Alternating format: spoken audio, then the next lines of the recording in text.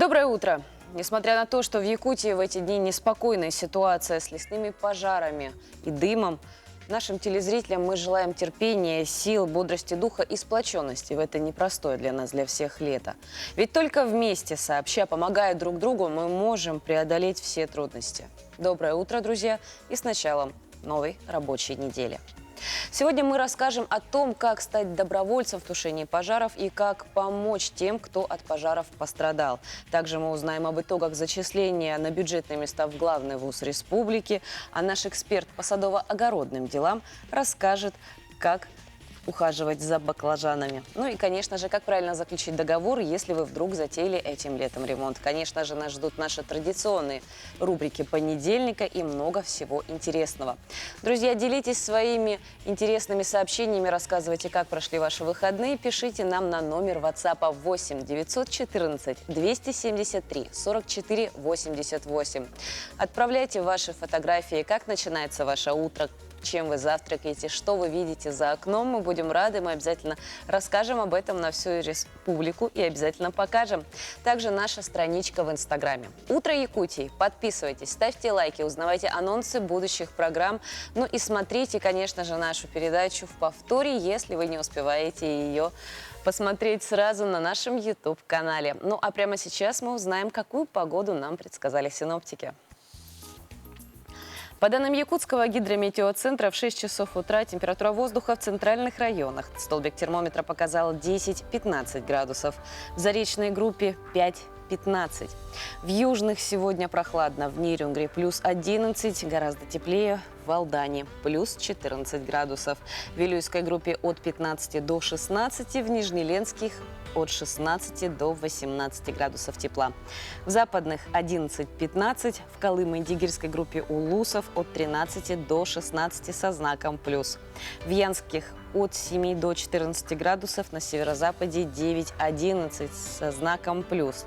В городе Якутске температура воздуха на 6 часов утра составила 13 градусов выше 0, атмосферное давление 754 миллиметра ртутного столба. Штиль. В течение дня без осадков, ветер юго-восточный с порывами от 4 до 9 метров в секунду. Температура воздуха днем 26-28 градусов. Ну а теперь пора новостей. Прямо сейчас к нам присоединяется наш новостной обозреватель Кристина Якупова.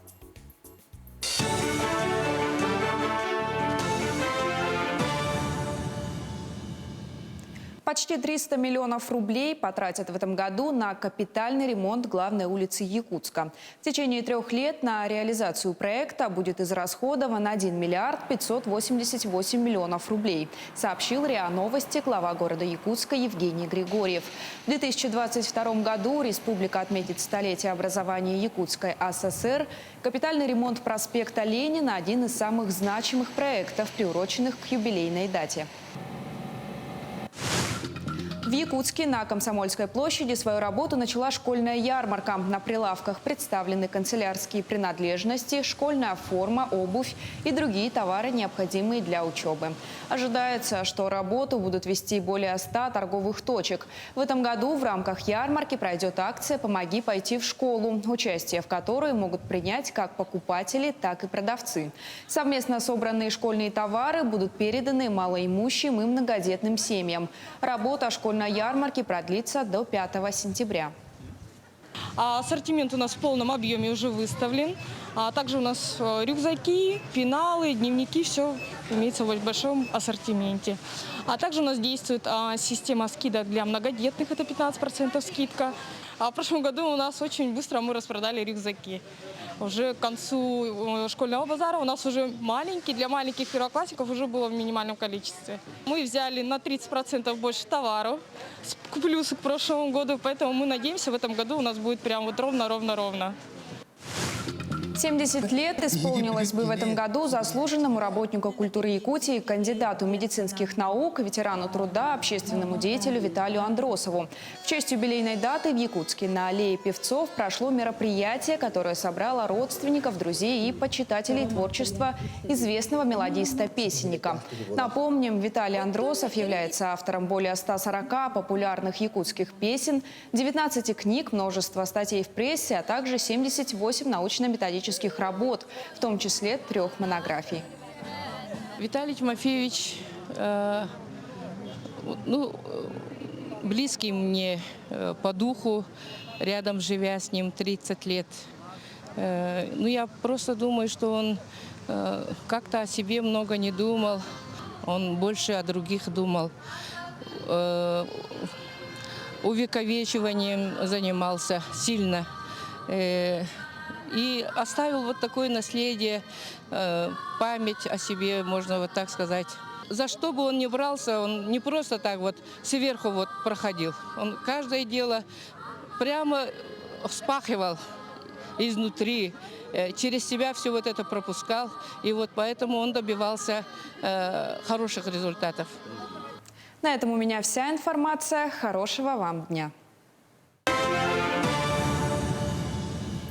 Конечно, в эти дни мы не можем говорить о пожарах, бушующих на территории нашей огромной республики. Прогнозы синоптиков неутешительные, и противостоять природной стихии огнеборцам просто очень сложно. Несмотря на все усилия властей, специализированных отрядов и самую мощную группировку по тушению пожаров, избежать ущерба населенным пунктам не удалось.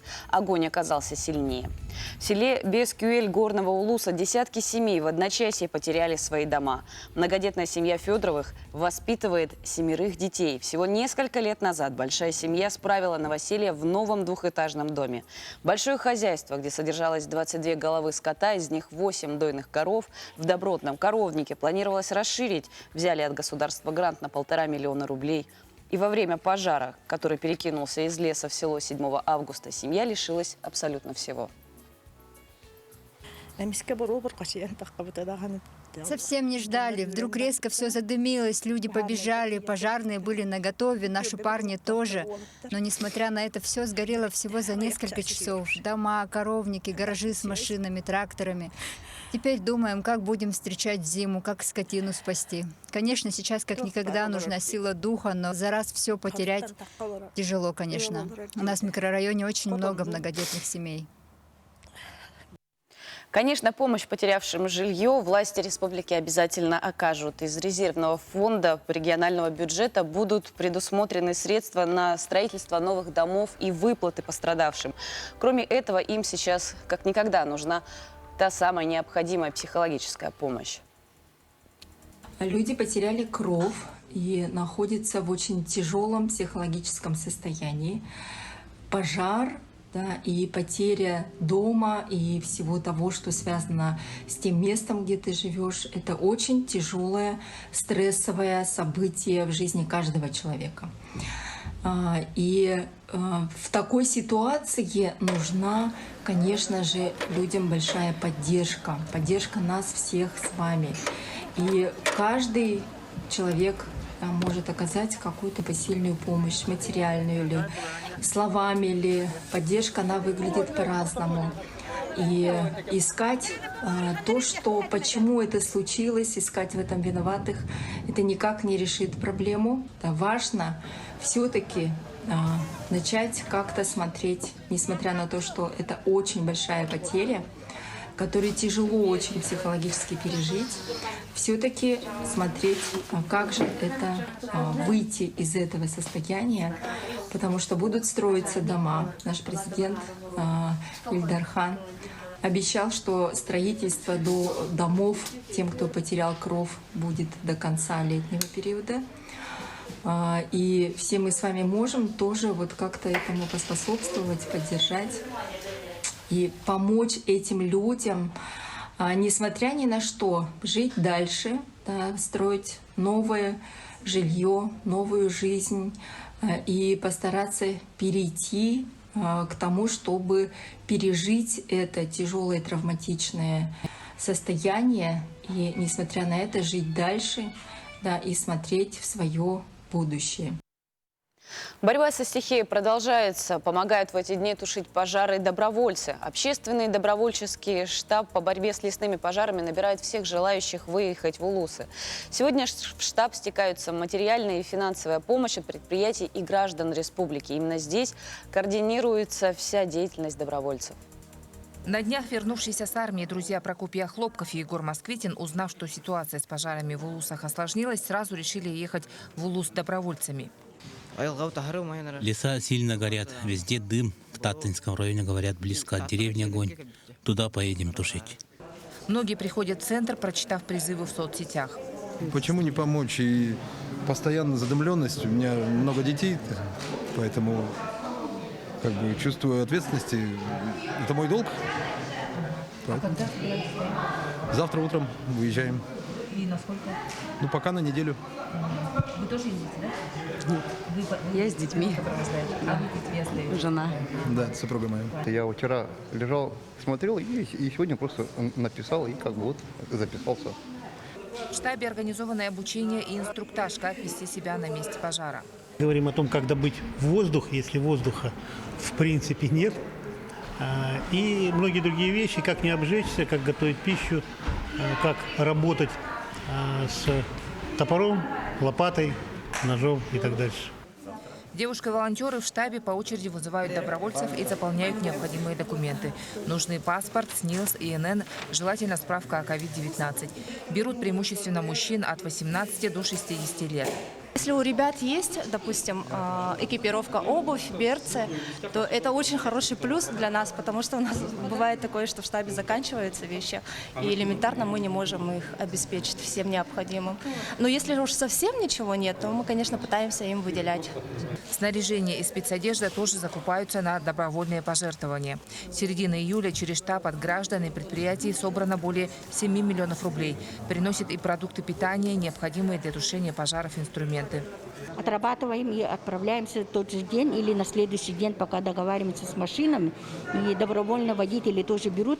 Например, отправили Тампонский улус, Меганалдан, Ударник, Аруталан. Ну, добровольно водители договорились, и они сами без оплаты, без ничего, они взяли с собой все вот это груз. Добровольцев набирают не только из Якутска. Ниженгринец Юрий Филиппов недавно вернулся домой из Намского района, где неделю вместе с другими добровольцами, окапывая леса на пути огня, не давали ему распространиться. Более 200 добровольцев в эти дни работает на тушении пожара в Улусах. Но люди устают, им нужна замена. Ноги стаптываются, ходили много по 15 километров туда, по 15 километров обратно. Люди нужны, техника нужна очень сильно. Очередная партия добровольцев накануне отправилась в Улусы. Уяра Филиппова, Владимир Павлов, Якутск. Что сейчас требуется добровольцам, уезжающим на борьбу с пожарами? Как записаться в ряды добровольцев и куда нести материальную помощь? Как помочь продуктами питания? Об этом мы спросим нашего гостя. Айлан Винокуров, сопредседатель общественного добровольческого штаба по борьбе с лесными пожарами. Доброе утро. Доброе утро. Как вообще идет набор добровольцев? Много ли желающих? И сколько вообще требуется человек на помощь в Улусах? Ну, действительно, как и ранее слышали, да, что у нас с 19 июля в республике работает наш штаб добровольческий, да, по борьбе с лесными пожарами. И по состоянию на сегодняшний день действительно добровольцев не хватает. У нас с каждым днем в районах и населенных пунктах, где у нас происходят пожары и где нужна поддержка именно наших добровольцев, увеличивается. Да? То есть с каждым днем нужны добровольцы, где нужна их помощь в окарауливании, да, в отушивании. Это основная задача наших добровольцев. Ну, как раз-таки еще хочу сказать о том, что буквально с сегодняшнего дня наш штаб переехал. Да? Если раньше мы находились на Орджоникидзе 10, то мы сейчас находимся в спортивном комплексе 50 лет Победы. Это тоже близко стоит, да, тоже на улице Орджоникидзе.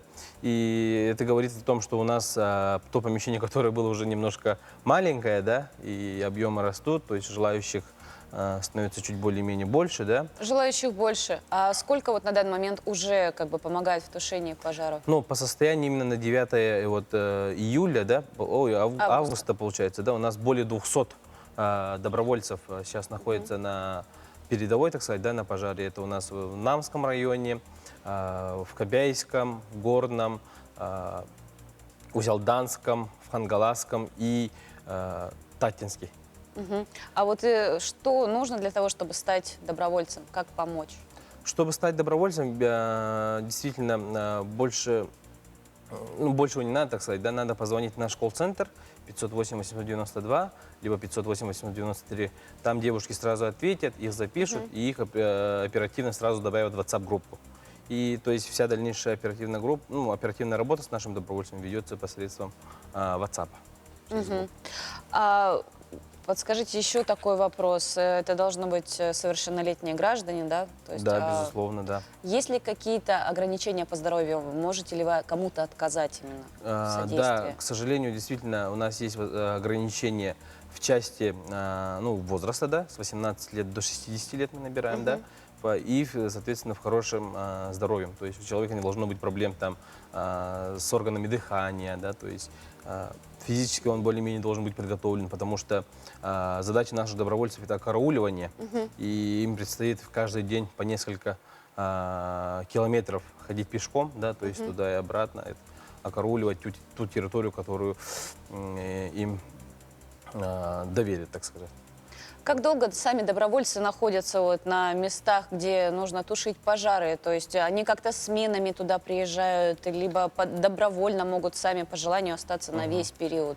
Ну, получается, есть те люди, да, но их очень мало, которые остаются прям на весь период, да, и есть ребята, которые сейчас едут от 4 дней. То есть сейчас ребята едут от 4 дней, но мы минимум ставим на 1 неделю.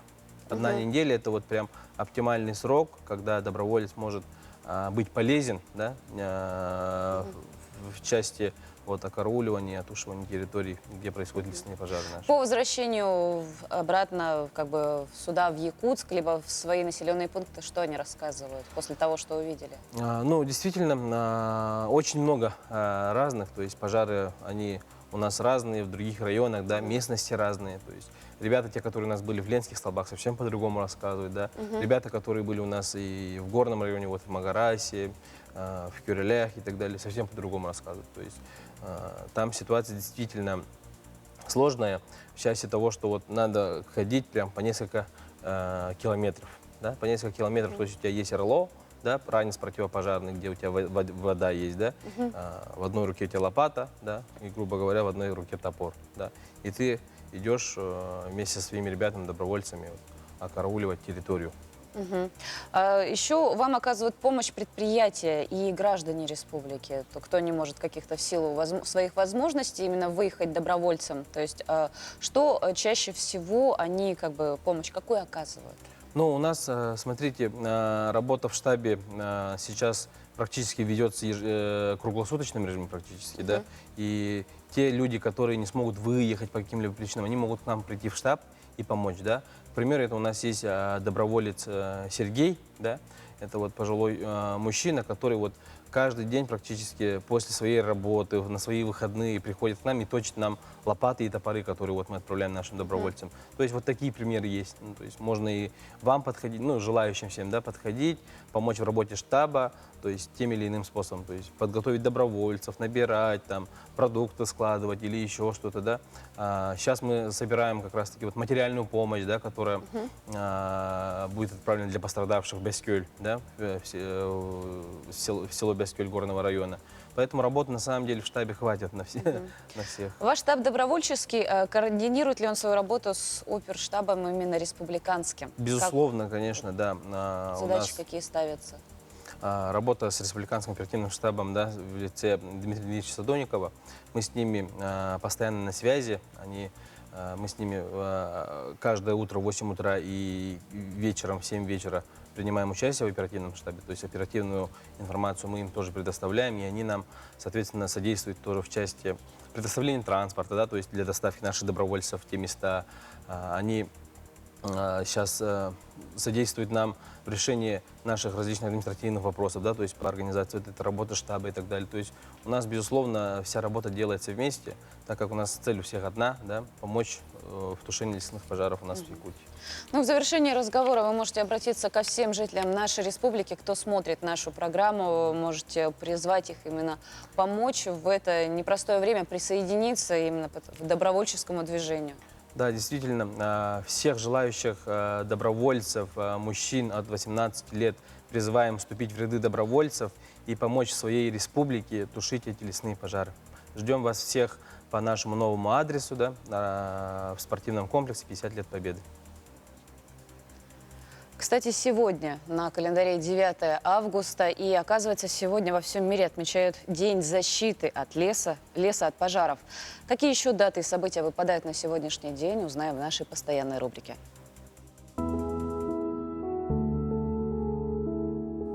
На календаре 9 августа. Сегодня отмечают День защиты леса от пожара, День книголюбов, День рисового пудинга, День объятий в Японии. Международный день коренных народов отмечается также 9 августа. Дата отмечается во всем мире в 70 странах, которые являются местом проживания 370 миллионов человек, и у каждого свой язык и культура.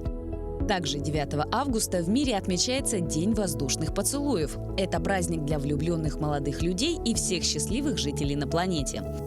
По народному календарю в этот день почитают память Пантелеймона. В народе его считают целителем, врачевателем и заступником воинов. События в этот день. В этот день началось строительство Пизанской башни.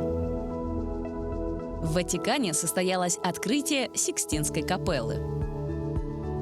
В Московском Кремле венчан на царство Дмитрий Иванович, известный как Лжедмитрий I. В Ленинграде открылся первый в мире музей цирка и эстрады. В этот день состоялось знаменитое исполнение 7-й Ленинградской симфонии Дмитрия Шостаковича в осажденном Ленинграде. В Ленинграде на Пискаревском проспекте открыт памятник «Колокол мира». В этот день родились Евдокия Лопухина, русская царица, первая жена Петра I. Амедео Авогардо, итальянский ученый-химик, первооткрыватель фундаментального физико-химического закона, названного его именем. Жан Пиаже, швейцарский психолог и философ, известен работами по изучению психологии детей, создатель теории когнитивного развития, основатель Женевской школы генетической психологии. Туве Янсен, финская писательница, художница, иллюстратор. Обрела всемирную известность благодаря своим книгам о мумитролях. Леонид Кучма, украинский политик и государственный деятель, второй президент Украины в период с 1994 по 2005 года. Уитни Хьюстон родилась в этот день в 1963 году. Американская эстрадная певица, актриса, продюсер. Именины в этот день отмечают Ян, Эммануил, Сава, Платон, Николай, Клим, Иван, Герман, Анфиса. Началось общероссийское голосование за присвоение почетного звания «Город трудовой доблести». Призываем каждого поддержать Алдан и нашу Якутию. На сайте трудовойалдан.ру зарегистрируйся и нажми «Поддержать». Якутия, вперед! Из 14 тысяч жителей Алдана на фронт ушли 11 740 человек. 7 призванных алданским военкоматом стали героями Советского Союза. За годы войны в Алдане добыли почти 16 тонн золота. Алдан внес большой вклад в дело победы. Участвую в голосовании за присвоение Алдану звания «Город трудовой доблести». Заходи на сайт трудовойалдан.ру. Голоса принимаются до 15 августа. Всего неделя остается до окончания голосования. Мы призываем вас всех зайти на сайт трудовойалдан.ру для того, чтобы городу было присуждено звание «Алдан – город трудовой доблести». Необходимо набрать 200 тысяч голосов. На сегодняшний день проголосовали чуть более 21 тысячи человек. Активнее всего голосуют, конечно же, Алданский, Сунтарский, Анабарский, Оленёкский, Усть-Майский, Устьянский, Улусы. Так что, друзья, давайте и здесь мы проявим свою сплоченность и патриотизм. Заходите на сайт трудовойалдан.ру и отдайте свой голос. Лето – это, как обычно, пора ремонтов. Но и здесь, если вы затеяли ремонт, есть свои подводные камни. Как сделать так, чтобы все было правильно, мы узнаем у нашего юриста. Доброе утро. Сейчас весна, время ремонта, многие приобретают новое жилье или просто хотят обновить что-то у себя дома. И встает вопрос, что нужно кого-то нанять. Вопрос бытового подряда очень своевременен в любое время года, потому что нужно знать, какие основные условия. То есть если мы заключаем договор с какой-то компанией, все просто, нас защищает закон о защите прав потребителей. Но опять же, типовой договор нужно изучить. Что мы должны посмотреть в первую очередь? Первое. Всем хочется получить все быстро. То есть нужно посмотреть, какие сроки установлены в договоре. Обязательно должен быть срок начала работ, окончания работы, вне зависимости от того, как бы собирают вам шкаф или монтируют окна. То есть все должно быть предусмотрено.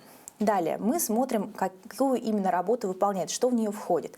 То есть если речь идет о небольшой работе, то все просто – собрать шкаф. Если мы говорим о ремонте, то нужно уже уточнить. То есть в какой комнате мы хотим повесить ламинат, в какой комнате хотим покрасить стены, если есть возможность даже уточнить, в какой цвет. Это упростит в дальнейшем предъявление претензий к исполнителю.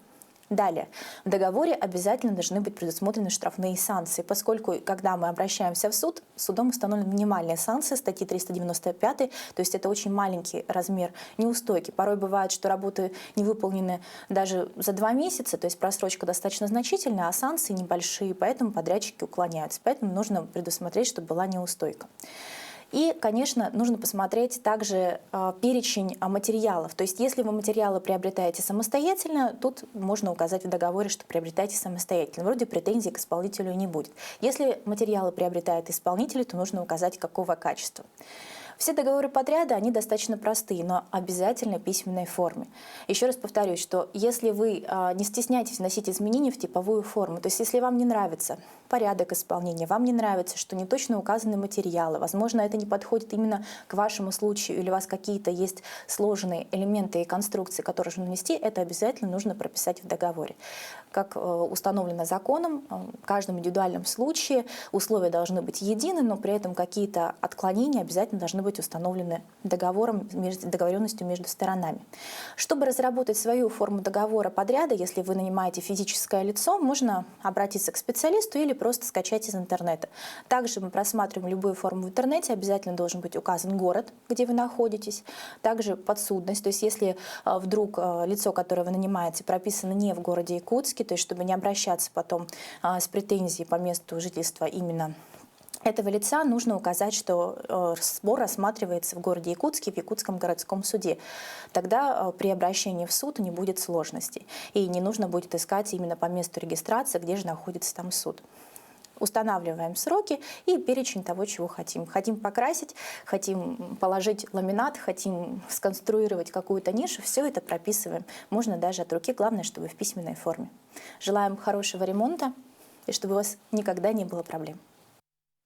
Доброе утро! У многих утро связано с ленью и сонливостью. Некоторые для того, чтобы взбодриться, сразу идут и готовят себе крепкий кофе, а кто-то принимает душ. И только некоторые, немногие, делают утреннюю зарядку. И напрасно, друзья, мы всем рекомендуем вам начинать свой день именно с физических упражнений, которые и послужат вам залогом бодрости духа. Доброе утро, друзья! Меня зовут Александра, и я фитнес-тренер клуба «Стафит». Сегодня у нас будет зарядка с моими помощницами. Ну что, поехали? Начинаем сверху, идем и идем к низу. Девочки, начали. Повороты. 2, 3, 4, 5. Крутим. 1, 2, 3, 4, 5. Плечевой сустав вперед. 1, 2, 3, 4, 5. Назад. 1, 2, 3, 4, 5. Локтевой вперед. 1, 2, 3, 4, 5. Назад. 1, 2, 3, 4, 5. Кистью лучевой. 1, 2, 3, 4, 5. Обратно. 1, 2, 3, 4, 5. Таз крутим. 1, 2, 3, 4, 5. В обратную сторону. 1, 2, 3, 4, 5. Коленки, коленный сустав. 1, 2, 3, 4, 5. В обратную сторону. 1, 2, 3, 4, 5. Ножки. 1, 2, 3, 4, 5. Другая сторона. Раз, два, три, четыре, пять. Все. Упражнение 1. Девочки, змейка, ручки, ножки. Второй раз. Полностью ложимся. Ноги к рукам. Правильно, встали. Еще раз. Последний подход. Полностью легли. И встали. Упражнение номер 2. Девочки, медведь. Ходьба на руках и ногах полностью. Передвигаемся. Следующее упражнение называется Супермен. Давайте, поехали, девочки. Раз, два. В этом упражнении обязательно ноги и руки у нас должны быть прямыми. 3, 4, 5. Все, закончили.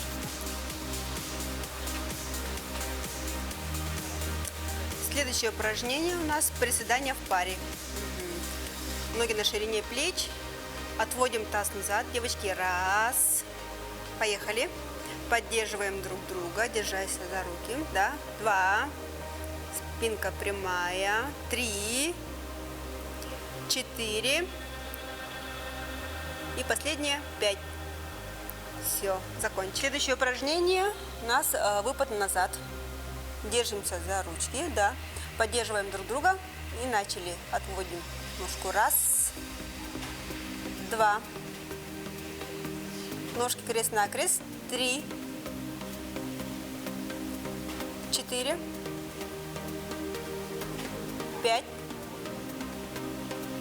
6,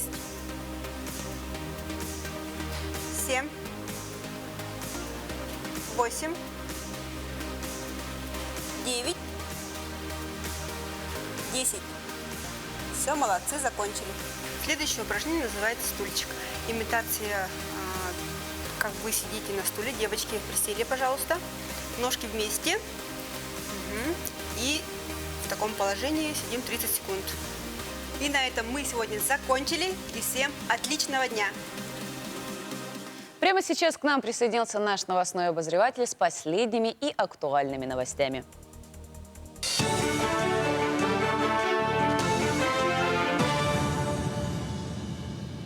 Доброе утро, Якутия. 1000 доз вакцины «Спутник Лайт» поступила в Алданский район. Ситуация с распространением инфекции там по-прежнему остается напряженной. Среди заболевших есть люди всех возрастных категорий, а также жители всех населенных пунктов района. Алдан остается в лидерах печальной статистики по заболеваемости. Сегодня отмечается Международный день коренных народов мира. Праздник установлен в 1994 году Генеральной ассамблеей ООН. В настоящее время общая численность коренных народов на планете составляет примерно 476 миллионов человек. Якутский футбольный клуб «Арктика» одержал победу над Белогорцем в гостевом матче 10-го тура Дальневосточной юношеской лиги. Встреча прошла в Белогорске и завершилась со счетом 3-0. Результативными ударами отметились Арсен Лыткин, Никус Татаринов и Алексей Захаров. Для якутян эта победа стала второй в текущем сезоне. По итогам 10 матчей они идут на предпоследнем 9-м месте, имея в активе 7 очков. В следующем туре «Арктика» в Якутске примет «Вулкан» из Петропавловска-Камчатского. Встреча пройдет 15 августа. К этой минуте у меня вся информация. Возвращаясь к теме лесных пожаров, стоит отметить, что большую часть в тушении оказывают студенты СВФУ. В качестве добровольцев многие работают сейчас в районах республики. Тем временем в самом университете в эти дни заканчивается зачисление студентов на новый учебный год. О том, как оно проходило, мы поговорим с нашими гостями. Анна Тимофеевна и Юрий Юрьевич. Доброе утро. Доброе утро.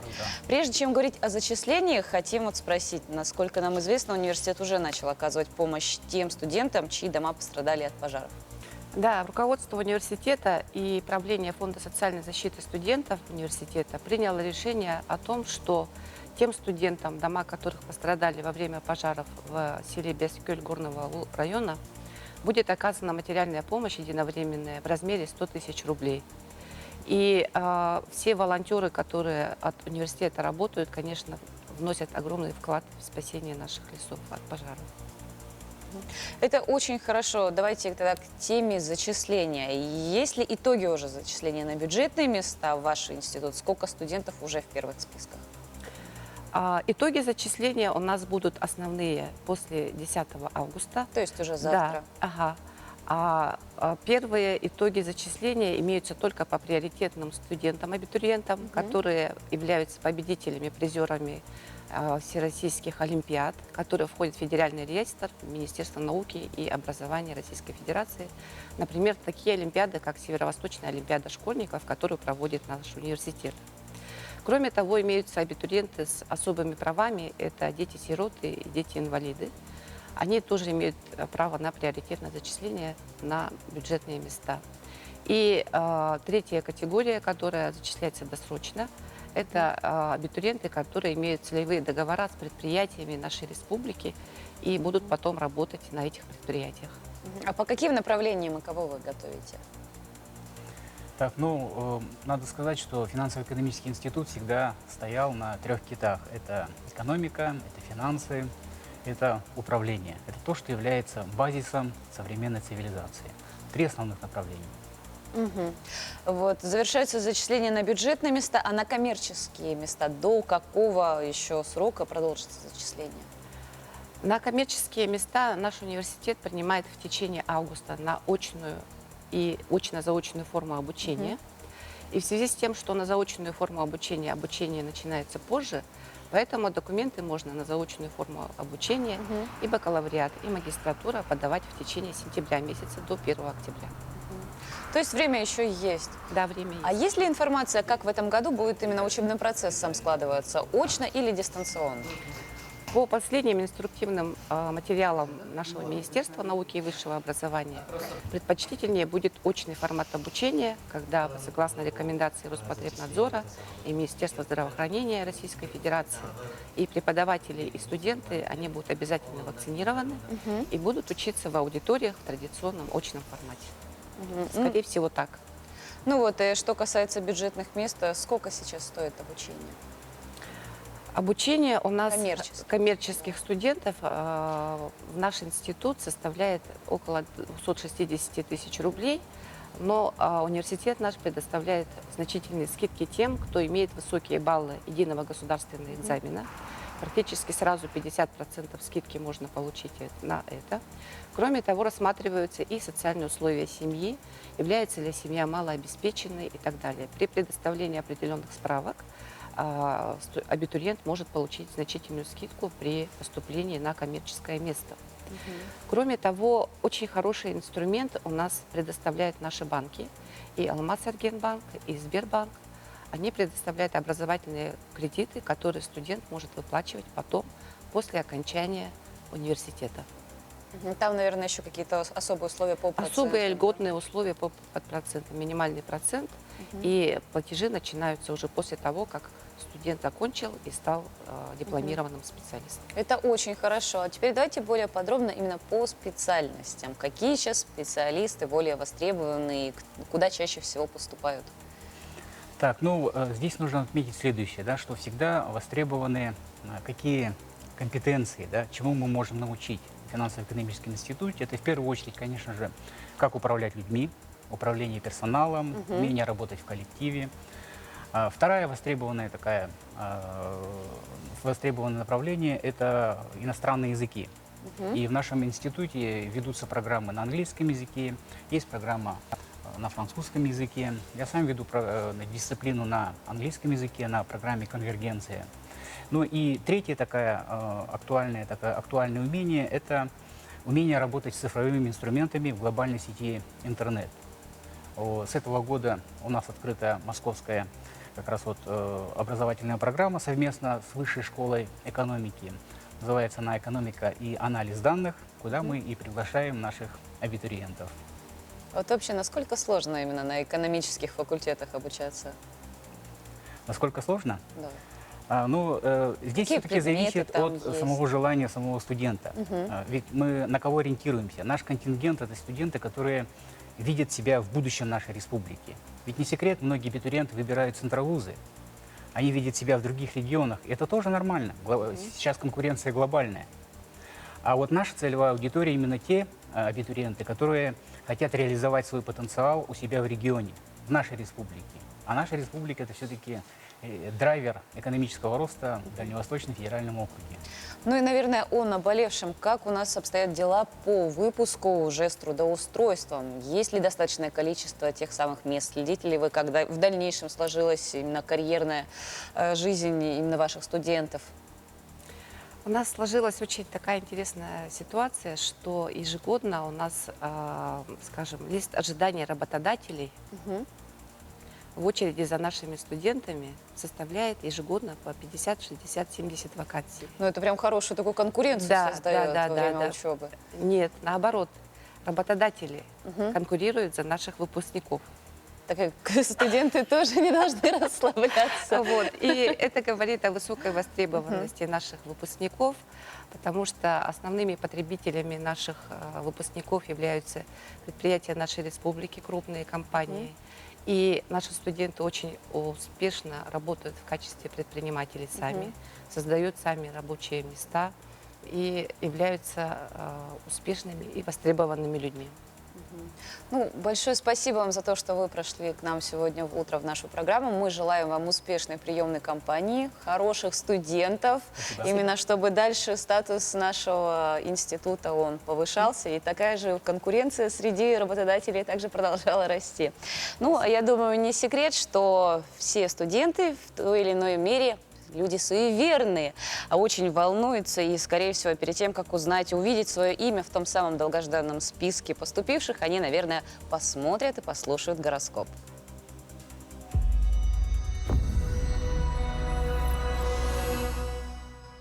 Овны, вам сейчас важно удержать достижения, которых вы добились, но только не любой ценой. Проявите осторожность, возможно, интриги у вас за спиной.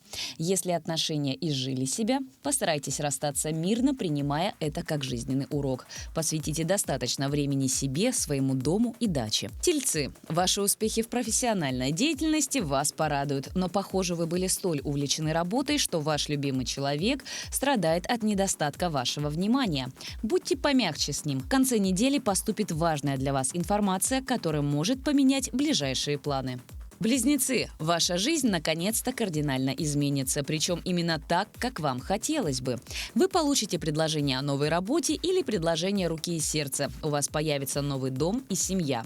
Не стесняйтесь проявлять смелость и настойчивость. Вы это заслужили, вы долго ждали свое счастье. Раки, вы полны сил и решимости. Неудержимое стремление вперед позволит вам смести на своем пути все преграды. Вам удастся сделать практически все, за что бы вы ни брались.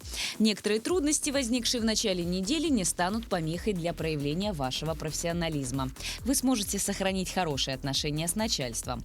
Львы, неделя будет довольно скучной и предсказуемой. Вы можете расслабиться и допустить серьезную ошибку, которую потом будет сложно исправить. Поэтому при малейшем сомнении проверьте все еще раз. В личной жизни тоже не ожидается ни потрясений, ни бурь. Девы, на этой неделе желательно сконцентрироваться на старом и проверенном и не стремиться к новому. Постарайтесь обещать только то, что сможете выполнить, иначе рискуете подорвать свой авторитет. В четверг не лезьте на рожон, особенно не рекомендуется спорить с тем, кто старше по возрасту, чину или званию. Весы, эта неделя в целом конструктивна и благоприятна для вас. Проявляйте поменьше активности на работе, лучше займитесь бытовыми вопросами, будничными домашними делами и не принимайте скоропалительных решений. Скорпионы, на этой неделе вы завершите важный проект, получите большую прибыль и сможете наконец-то расслабиться и отправиться в отпуск. Ситуация позволит упорядочить деловые связи и скорректировать рабочую нагрузку. Стрельцы, неделя обещает быть щедрой на развлечения и приятные встречи. Желательно заняться освоением чего-нибудь нового, что позволит расширить ваш кругозор, так и ваши возможности и полномочия. Не бойтесь проявлять открытость и принять, может быть, не совсем традиционную точку зрения. Козероги, на этой неделе вы будете с удивительным упорством притягивать чужие проблемы. Вам будут плакаться в жилетку знакомые и не очень люди. Вы будете вынуждены принимать решения на свой страх и риск.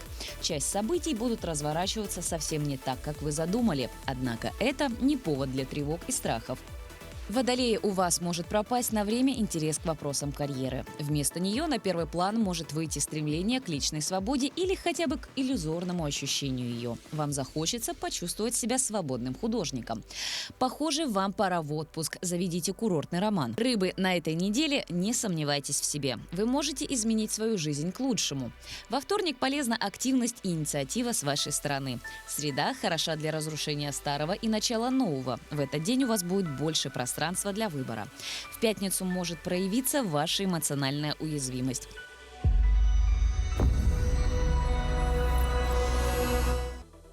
Как показывает практика, люди делятся на две категории. Те, кто верит в гороскопы, и те, кто утверждают, что не верят. Но, друзья, давайте не будем отрицать того факта, что даже огородники смотрят за лунным календарем, чтобы знать, в какой день лучше всего поливать, в какой день полоть, а в какой день высаживать.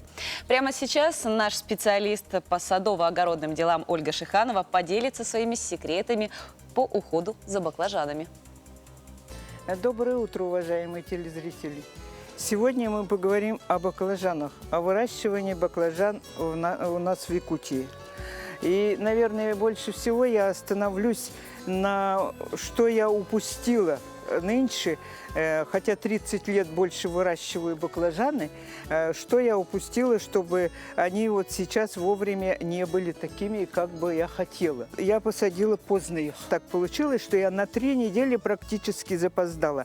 Они растут у нас в холодной гряде, только под пленочным укрытием. Земля им нужна такая же, как все для перца. Богатая, хорошая земля, освещенность нужна им тоже. И поливы, конечно, поливы теплой водой. И также высаживать нужно в прогретую землю, чтобы 15 градусов где-то была земля. И закрываем. Закрываем сначала акрилом прямо, чтобы ночные заморозки там не тронули их, ничего. Вот. И земля, чтобы не остывала. Какие мои ошибки нынче? Я вообще всегда выращивала любимые свои баклажаны с 90-х годов. Это жизель. Жизель, она вообще благородная такая, так вырастала много ее. И эпик. Эпик входил в 5 лучших баклажан в состав. Он всегда был в России в 5 лучших. И также еще баклажан был, это король севера. Вот король севера у меня попало всего несколько, он очень хороший, он отдавал бы, сейчас бы все в них было, вот они попали 3, видите уже сколько на них. Вот есть, независимо от погоды, любимый тоже мой, но было мало всего, я посадила его. Остановилась на новых сортах, на новые сорта немножко подвели, хотя были написаны раннеспелые, но они только начинают, только начинают идти. Мне очень понравились белые, я сейчас не могу сказать, какой это сорт. Он белый, он не аллергичный. Белые, они не без горечи. Я посадила их, очень красивые. На примере этого я покажу, как его формировать. Если у перца есть какая-то классификация, как его формировать, у баклажанов нет. Произвольно мы делаем. Тоже листья, эти боковые, я все убираю. Видите, на боковушке вырос уже, он какой. Дальше, что? Этот тоже будет, да? Этот пасынок убираем, он уже никогда не будет, на нем ничего. Второй пасынок убираем, берем, дальше идем ветку. Этот лист не нужен, мы его тоже убираем. Смотрите, идет, растет на нем, его оставляем, видите, уже все, опылился. Дальше здесь цветок, пока это оставляем. Дальше, смотрите, пасынок какой, он ненужный, все, его убираем. А здесь будет что-то, цветок успеет еще раз цвести. Конечно, баклажаны растить очень интересно. Удачи вам в выращивании баклажан и удовольствие будете получать от этого, будете наблюдать за ними. И всего доброго вам. Ну и, конечно же, немаловажно о том, какая погода стоит за окном. По данным Якутского гидрометеоцентра, в 6 часов утра температура воздуха в центральных районах составила 10-15 градусов, в заречной группе 5-15 градусов. В южных, в Нирингре сегодня столбик термометра показал 11, в Алдане 14 выше 0, в Вилюйской группе от 15 до 16, в Нижнеленских от 16 до 18 градусов. В западных 11-15 выше 0, в Колымо-Индигирской группе Улусов от 13 до 16, в Янских от 7 до 14. На северо-западе в Саскалахе и Тиксе сегодня утром плюс 9 градусов, в Оленьке плюс 11. В городе Якутске температура воздуха на 6 часов утра составила 13 градусов со знаком плюс, атмосферное давление 754 миллиметра ртутного столба, штиль. В течение дня без осадков, ветер юго-восточный с порывами от 4 до 9 метров в секунду, температура воздуха днем 26-28 градусов. И хотя все говорят, что понедельник – это день тяжелый, друзья, мы желаем вам, чтобы каждый день у вас начинался легко и радостно. Всегда рады вашим сообщениям на наш номер WhatsApp. Друзья, рассказывайте, как это утро проходит у вас, какие виды у вас за окном, чем вы завтракаете. Отправляйте свои фотографии на номер 8 914 273 44 88, и мы покажем их уже завтра, следующим утром. Также всегда на нашей страничке Инстаграма «Утро Якутии» подписывайтесь, ставьте лайки и узнавайте прогнозы будущих передач. Ну и, друзья, мы всегда рады обратной связи вместе с вами. Доброго вам утра, хорошего дня и увидимся завтра на телеканалах Якутия-24 и НВК Саха.